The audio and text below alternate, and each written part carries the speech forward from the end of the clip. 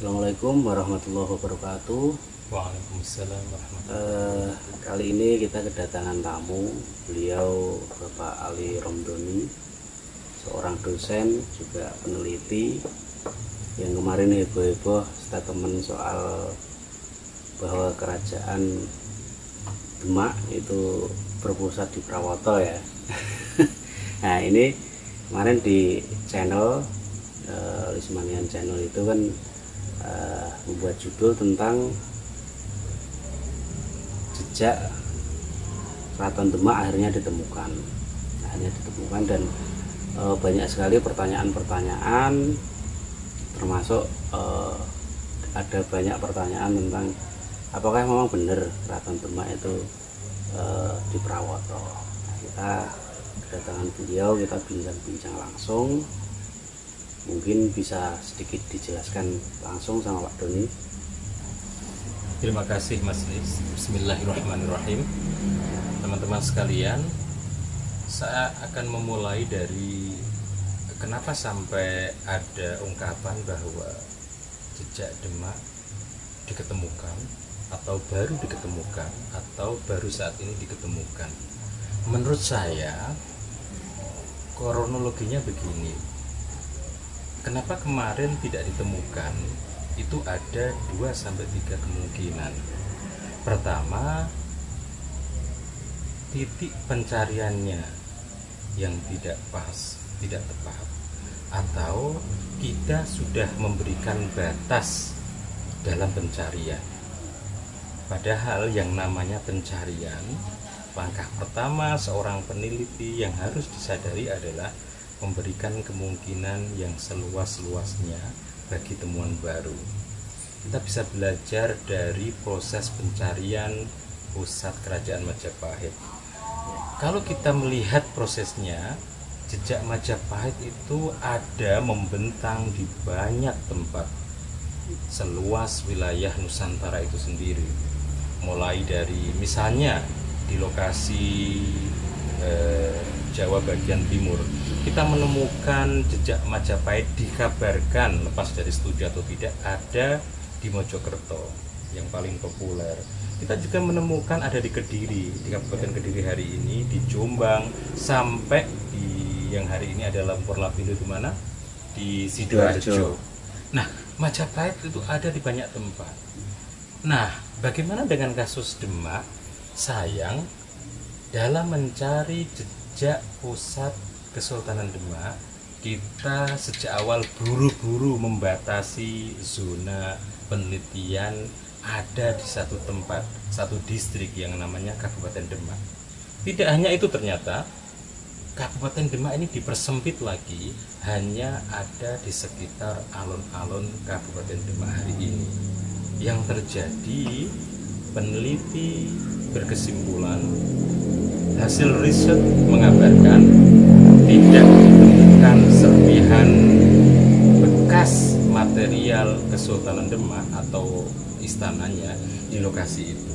Nah, menurut saya kita harus mulai dari sini kronologinya.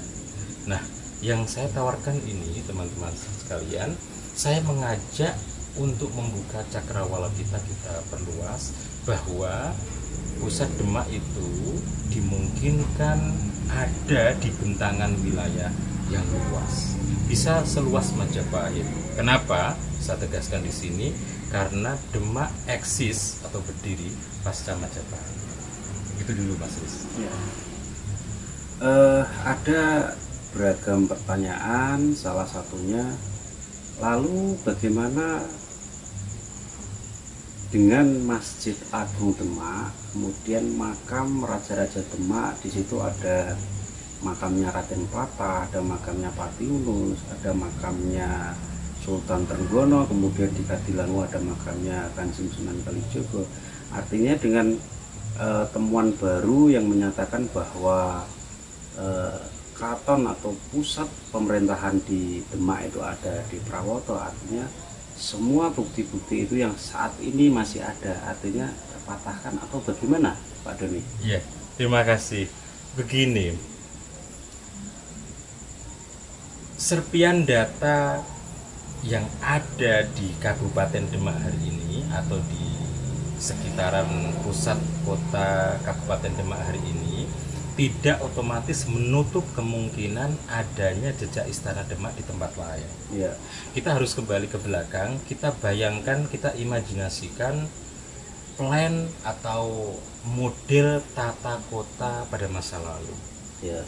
Jangan membayangkan piranti kerajaan zaman dulu itu ada di satu unit yang kecil. Itu menurut saya kegagalan dalam membayangkan atau memahami model tata kota masa lalu. Satu tempat bisa memiliki satu fungsi yang didukung kelengkapannya di tempat lain. Nah, saya ingin tegaskan, pencarian saya ini berdasarkan pemberitaan dalam kitab-kitab kuno. Saya harus dengan rendah hati mengatakan sejak awal, saya tidak mengklaim ini berdasarkan pendapat saya, tetapi saya hanya menyampaikan pemberitaan dari kitab-kitab yang sudah ditulis oleh para pendahulu kita. Saya ingin ambil satu atau dua literatur lama. Misalnya di Babat Tanah Jawi itu dikatakan, dan ini beberapa kali saya sampaikan, juga saya jelaskan di buku Istana Prawoto, bahwa ketika Hadiwijaya masih ngenger atau Joko Tingkir, masih Joko Tingkir mau masuk sebagai tamtama di Kesultanan Demak, itu Babat Tanah Jawi dengan jelas mengatakan peristiwanya terjadi di alun-alun di Prawoto. Sultannya kita bisa dengan mudah menduga adalah tidak lain yaitu Sultan Trenggono. Itu di alun-alun Prawoto. Titik. Artinya Babat Tanah Jawi pun mengakui bahwa ada Istana Prawoto. Sampai di sini saya tidak menafikan adanya jejak Demak. Nanti saya akan jelaskan dua-duanya. Yang kedua, Serat Centini populer disempurnakan pada masa Pakubuwono, ditulis ulang. Kemudian tokohnya yang memerankan adalah Raden Jayeng Resmi. Ini keturunan dari Giri Sepuh ya, Kanjeng Sunan Giri Sepuh, punya lajer darah dari situ. Itu dengan tegas mengatakan, dengan tegas diceritakan bahwa Jayeng Resmi itu napak tilas mulai dari sisa-sisa reruntuhan Istana Majapahit berjalan ke barat sampai ke bekas Istana Demak yang di Prawoto. Di Prawoto, Pangeran Jayeng Resmi ketemu dengan seorang tokoh sepuh bernama Kiai Darmajati atau Darmojati yang mengenalkan detail bangunan istana yang tidak lain adalah istana para Sultan ing Demak Bintoro. Nah, dua serat ini saja menegaskan bahwa istana para Sultan Demak itu di Prawoto. Lalu bagaimana dengan Demak ya? Nah, Serat Centini menegaskan pasca dari Prawoto, dan di Prawoto itu ketika Jayeng Resmi berjalan sebelumnya kan mengunjungi ada ke Songo, kemudian ke Mledukuwu sampai ke Merapen Abadi, masing-masing ketemu dengan tokoh sepuh. Jayeng Resmi memang napak tilas kalau ada makam keramat dia ziarahi, ada punden dia bersipu di situ, ada resi dia belajar, ada kaum bijak bestari dia mengangsu kawruh dan seterusnya. Maka di setiap titik ini ketemu bini sepuh. Di Prawoto dia ketemu dengan Kiai Lurah Darmojati. Sebelumnya di Merapen dia ketemu dengan seorang tokoh sepuh yang disebut sebagai Datuk Bani kalau tidak salah. Begitu juga nanti di Mulyopodo.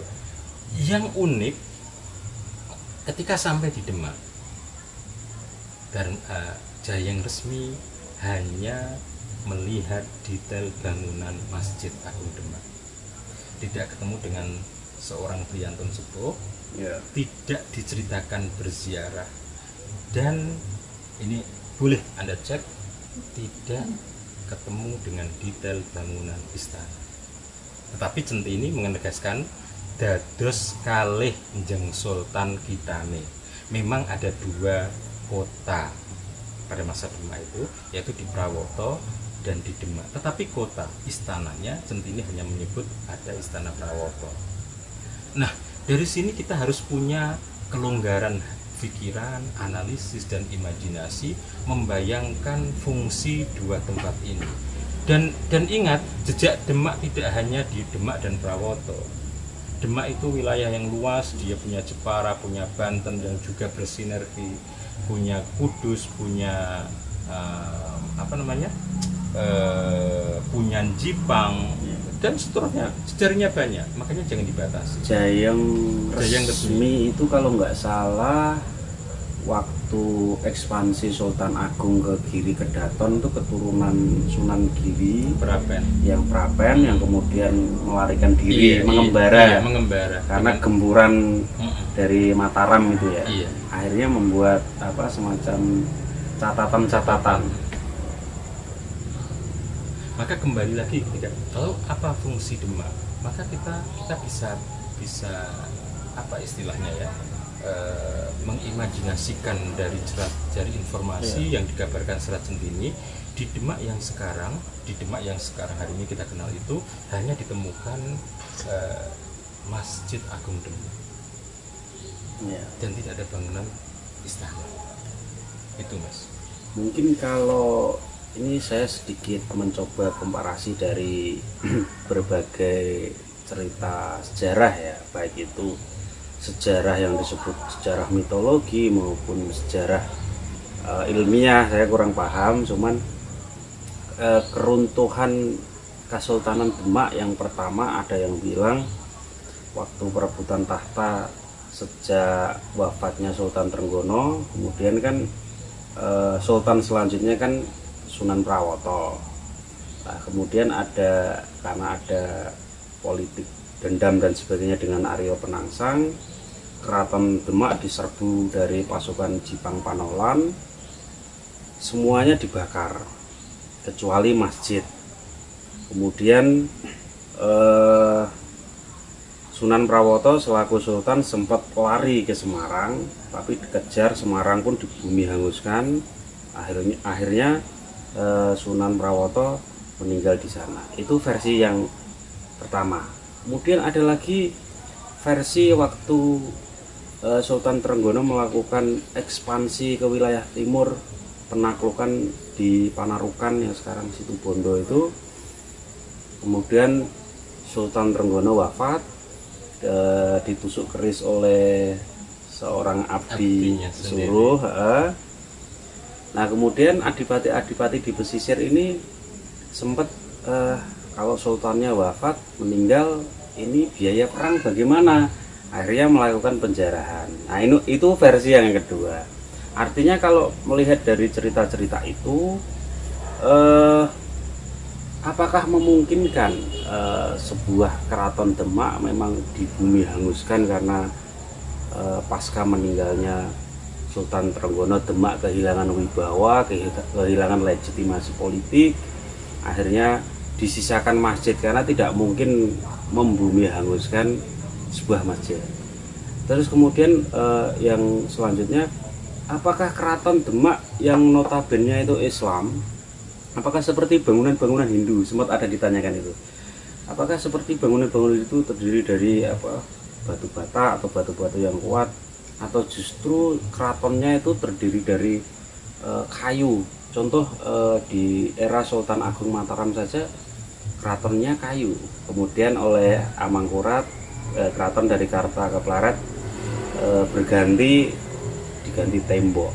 Apakah ada kemungkinan nggak atau adakah identifikasi Kesultanan Demak ini dulu keratonnya itu kayu atau tembok yang kemudian dibumi hanguskan atau bagaimana? Nah, kemudian selanjutnya ada lagi teori selanjutnya, saya pernah dengar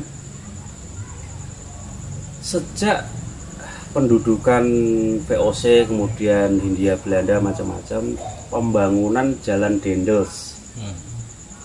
Ada yang menyebut bekas keraton Demak diratakan, dibikin jalan.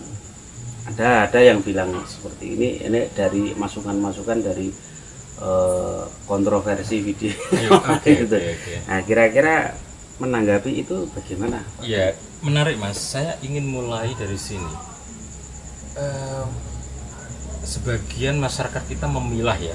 Hindu berhenti masuk Islam, benderanya berbeda, wataknya berbeda, bangunannya juga harus berbeda, Tuhannya berbeda, etikanya berbeda. Begini, jangan lupa.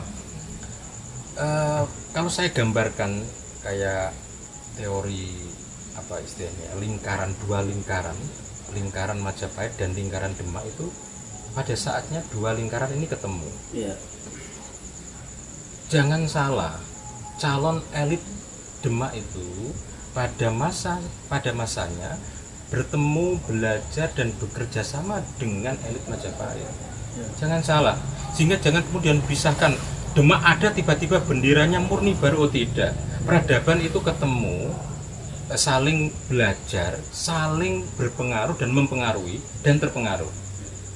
Elit-elit Demak pada masanya dia hidup bersama dengan elit Majapahit kok. Baca Babat Tanah Jawi, ada berita yang mengatakan, ada pemberitaan yang mengatakan Sultan Jeng Sunan Ampel itu mengakui bahwa saya bisa memberikan pelajaran, bisa mengajar anak-anak di bumi Jawa ini tidak lain karena kebijaksanaan Raja Jawa Brawijaya. Ini kelembutan, kecerdasan dan kebijaksanaan seorang Jeng Sunan Ampel.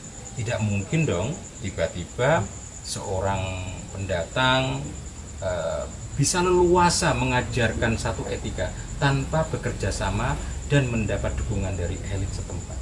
Jeng Sunan Ampel itu bulenya istri Brawijaya, datang ke Majapahit, diterima oleh suami bulenya Brawijaya dan juga Dwarawati itu bersinergi. Artinya Kanjeng Sunan Ampel yang kemudian menjadi mahaguru para wali itu melihat detail bangunan, watak ukir-ukiran, kemudian materialnya, sangat paham dari tradisi yang ada di Jawa saat itu.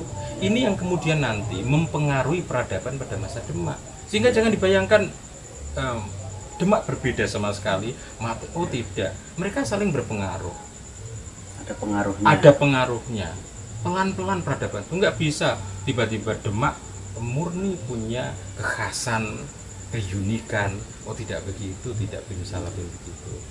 Ini harus dipahami dulu. Sehingga tidak mesti Demak harus berbeda material dan desain, kemudian interiornya. Oh tidak, saling mempengaruhi. Itu satu. Yang kedua, yang juga penting ditegaskan di sini adalah fungsi kota. Fungsi kota. Saya ingin mendamaikan perebutan itu Demak dengan adanya masjid hari ini itu fakta. Itu peninggalan pada masa wali, itu fakta, nggak bisa dibantah. Tetapi pemberitaan dan jejak di Prawoto sebagai istana para sultan ini juga fakta. Dua-duanya fakta. Jadi tidak usah saling menyerang. Generasi sekarang memiliki pekerjaan rumah untuk membaca detail dan kesambungan dari dua titik ini. Yang kedua, jangan lupa, ini keraton di bumi hanguskan, yang tersisa tinggal masjid. Siapa bilang begitu? Masjid Demak itu Mas mengalami pemugaran berkali-kali. Yeah. Gitu loh. Artinya tidak ada jaminan bahwa bangunan yang sekarang itu peninggalan utuh dari dulu, tidak ada jaminan itu. Meskipun juga bisa begitu. Jadi saya ini loh ya, memberikan kemungkinannya. Saya tidak menafikan itu ada pada masa wali, tidak menyerang, tapi tidak juga menjamin. Kenapa? Membuka alternatif. Iya, kemungkinan. Karena pada masa Pakubuwono kesekian melakukan rehab, pemugaran, penyempurnaan bangunan masjid. Dan ada lukisan lama di mana bentuk Masjid Demak masih sangat sederhana, lokasinya masih sangat sederhana. Artinya apa?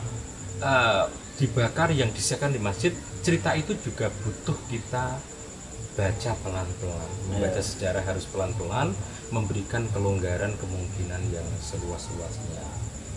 Nah, kemudian pemberitaan dalam babat yang menceritakan peperangan demi peperangan, saya ingin menunjukkan data berbeda.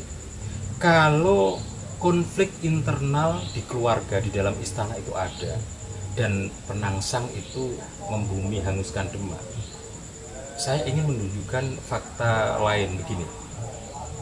Kerajaan Demak itu kerajaan penyerang yang memperluas wilayahnya, mengontrol, bahasa saya, mengontrol Malaka sebagai jantung pertahanan para penjajah kolonial ini sampai 4 kali. Dipimpin oleh Sultan Pationus 2 kali dan dilanjutkan oleh Ratu Kalinyamat 2 kali. Penyerangan Kalinyamat yang terakhir itu pasca berakhirnya pemerintahan Jeng Sunan Prawoto.